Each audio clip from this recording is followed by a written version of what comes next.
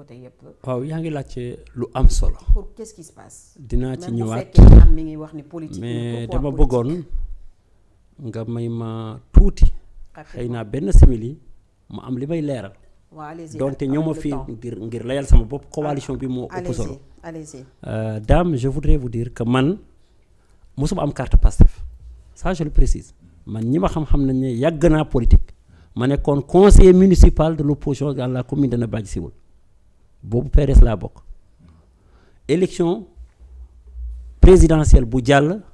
j'ai soutenu la candidature du président Bassirou Diomaye Diakhar Faye dès le début au début avant ça mosuma woon nekk feneen te jàpp naa ne bari naa ci ay morom bi ñu ko soutenir ba pare élection législative ñëw comme ni ma la waxee ma taxaw naan que mënoo fal président ba pare di ko xañ majorité loolu amul sens donc pour mottali li ñu doon xeex ñu ñëw soutenir pour que la liste de la majorité xeex nag xeex bu am solo effectivement j'ai été mandataire ci dëkk bi ñu naan Tigéré c'est vérifiable fi ma demee foofu ñu dans la commune de Nabadji ma nekk premier vice coordonnateur pour quelqu'un et boobu cër boobu rek dañu ma ko jox pas comme militant Pastef parce que amu woon carte bi te xam nañu ni ñuy fonctionner mais comme personne ressource ma am résultat bu am solo parce que c'est la seule localité pularophone surtout bu amul élu amul nommé bi liste boobu gagné woon dans toute la région de Matam surtout en face des responsables de premier plan dont des candidats en face. On est de la même commune mais pas du même village moi j'étais mandataire à Tigéré donc loolu parenthèse la rek et pour dire que loolu ñun man dama ñëwoon pour jàppale le président maa ngi continuer di jàppale le président loolu tax bu ñu nekk la majorité est diomayenne même si malheureusement certains l'ont dévié man loolu laa gëm parce que xam naa ne bari naa ci ay morom yoo xam ne c'est des anonymes sans compter maintenant des responsables de premier plan à commencer par suñu njiitum coalition ñu mel ni docteur Aminata Touré ñoo ñëw ñu Pastef et ils ont soutenu non seulement à la présidentielle mais aux législatives ñu mel ni tous les nu ma tudd encore les coordonnateurs adjoints que je félicite au passage ñu mel ni ñoom docteur Abdourahmane Touré Diouf plutôt ñu mel ni ñoom et certains sont de Pastef ñu mel ni ñoom Aldiouma. Merci. Donc bref ça c'était une parenthèse xam naa ne pour juste vous dire que ce sont les Sénégalais qui se sont battus et qui ont voté pour en faveur du président Bassirou Diomaye Diakhar Faye. C'est important. C'est le président qui a gagné la présidentielle, qui a gagné les législatives et Inch'Allah qu'on va réélire en 2029. Maintenant par rapport Pastef moo dem ak Ousmane Sonko pas pour waaw mais tout le monde a soutenu parce que c'est le président ñoom ñëpp li ñu wax mooy que il faut qu'on donne au président les moyens de gouverner. Je suis d'accord. Moi j'étais pas candidat, j'ai gagné, j'ai fait mieux que tous les candidats qui étaient là-bas. Donc loolu loolu beneen parenthèse la non bu ñu xuloo loolu dama doon leeral rek balaa ñenn ñi di tuur lëndëm maintenant par rapport aux révisions voilà à la révision bi li ma ci mën a wax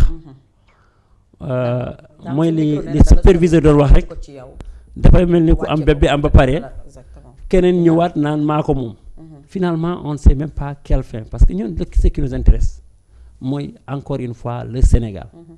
te booy xool Sénégal ni ko président Bassirou Diomaye Diakhar Faye lui-même waxee commencé wul 2024 dañu yàgg di xeex pour li dëgëral démocratie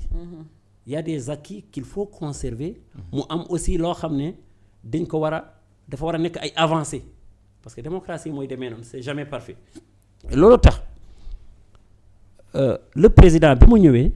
en tant que homme boo xam ne il a toujours prôné la concertation le dialogue avec tous les acteurs parce que c'est le président de la République de tous les Sénégalais y compris de l'opposition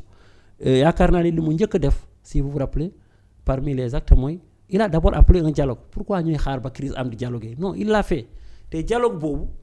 parmi les conclusions ñëpp jàpp nañ ni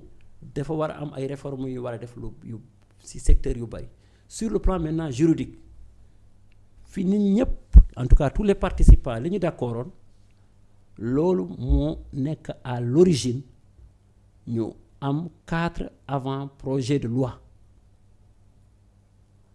xam nañu bu ñu nee projet rek mooy loo xam ne dafay jógee ci exécutif te su ma nee exécutif c'est le président de la République mais c'est aussi le gouvernement qui à l'époque était dirigé par l'ancien premier ministre. Alors donc on ne comprend pas lu tax gars yi di daw bay daanu booy xool loolu package la dafa yaatu donc pour dire que ñun du benn nit moo ñu importé mais Sénégal moo ñu ñor dañu ne woon ne que il faut ñu modifier code électoral bi notamment les fameux articles LV9 30 et sur ça ñun li ñu mës a bëgg mooy inclusion donc mosuñu bëgg écarter qui que ce soit mais nag attention nul n'est au-dessus de la loi. Ouais. Mais quand même inclusion la ñu bëggoon ba pare ñu naan par exemple parmi les réformes am na ça parti politique yi question souveraineté yi ñu doon wax ni ñuy fonctionner ni ñu leen di financer ak yooyu loolu lañ ko xoolaat pour quand même mu bañ a am ay infiltration en fait des forces yoo xam ne kenn xamul ndax intérêt réew mi moo leen tax a jóg. D'accord. Mu am xam naa damay tënk. mu am aussi ñu naan par exemple sur les questions électorales même la question du bulletin unique xam nga guerre dafa yàgg am fii. genre dama lay fay nga voter wala nga gis koo xam ne dafa néew doole mu am lu muy ragal wala li muy kii malgré le fait que mu am isoloir ñu naan ko boo demee voter balaa ñuy xam ne ñun nga votel indil ñu bulletin yi nga voté wul. loolu bu nekkee bulletin unique xam nga loolu dootul mën a nekk nit ñi dañoo mën a voter en âme et conscience mu am par exemple bulletin unique. te loolu yàgg nañ ko xeexee fii. mu am li gars yi di naan même réforme conseil constitutionnel pour indi cour constitutionnel. yokk ay prérogatives am. loolu yëpp président de la république Bassirou Diomaye Diakhar Faye def na ko ci avant projet bi donc loolu booy xool xeexuñu kenn te ñëpp la ñuy xeexal pour vraiment gën a dëgëral démocratie Sénégal. léegi loolu nag bu ay nit ñëwee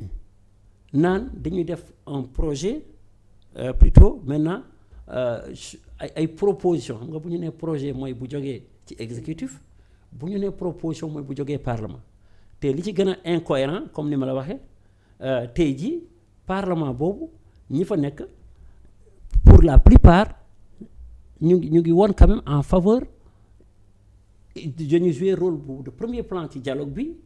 ñu ngi woon foofu jouer rôle de premier plan am vraiment rôle bu important ci avant projet boobu parce que ñu ngi woon ci exécutif bi. léegi ñu naan ñoom liñ ci ñaawlu mooy presque sans discussion parce que li may wax ni aussi Sénégal dafa am tradition de consensus de discussion surtout sur les questions électorales ñëppay waxtaanee. loolu au moins depuis 92 moo tax en général Sénégal amul ay contestation électorale yi comme ni ñu koy gisee ci yeneen pays yu indi instabilité wala lu mel noonu. loolu ñun loolu on l'a vu ba pare li ñu waroon aussi xam et j'en profite parce que finalement ñun en tout cas il y a rien de nouveau sous les cieux officiellement mais am na loo xam ne aussi la séparation des pouvoirs lu am solo la ci démocratie moo tax ma naan la ñun bëgguñu inclusion la ñu mës a bëgg. mais par exemple si yow parce que am na ñoo xam ne dafay mel ni am na lu ñuy ragal nga yoral nit wala nga tooñ nit ñu condamné la face à moom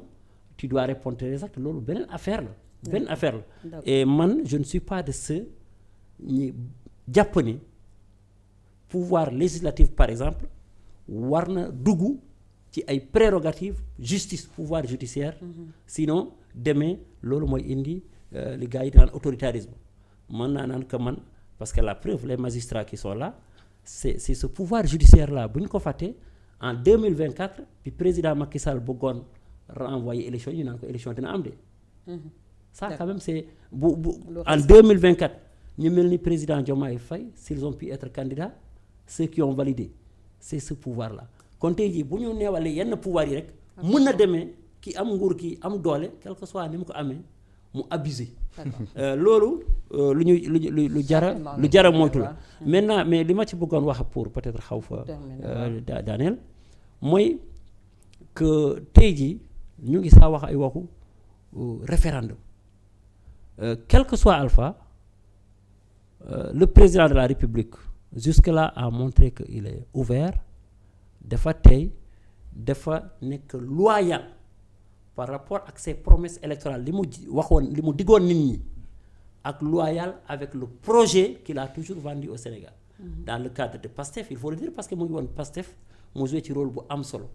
et dans le cadre du projet de la coalition Diomaye 2024 Diomaye président parce que en 2024 projet boobu la kii il est loyal par rapport à ça et loyauté boobu moo tax ñun suñu xel dal et li ñu xam aussi mooy que bu ñu fi ay nit bëggoon def lu méngawul ak yoon même s'il y a une majorité mécanique dama ci waroon bokk une majorité déviée parce que ñun bi ñu doon xeex pour ces gens-là. D'accord. C'était du lii moo ñu taxoon jóg. Important. Mais kenn mënul par exemple modifier la constitution sans l'aval du président. Car loolu c'est encadré notamment yaakaar naa par la loi 2019 et D'accord. en son article 103 président de la République kese moo mën a décider nan la ñuy defee révision bi te amu ci délai ne ko maanaam 6 mois la 1 mois la wala une semaine et tout délai bi donc yaatu na ci président saa yu ko soxla ak saa yu ko bëggee la relais maa ngi lay nuyu bu baax Ibrahima Koundoung Mamadou Lamine Ndao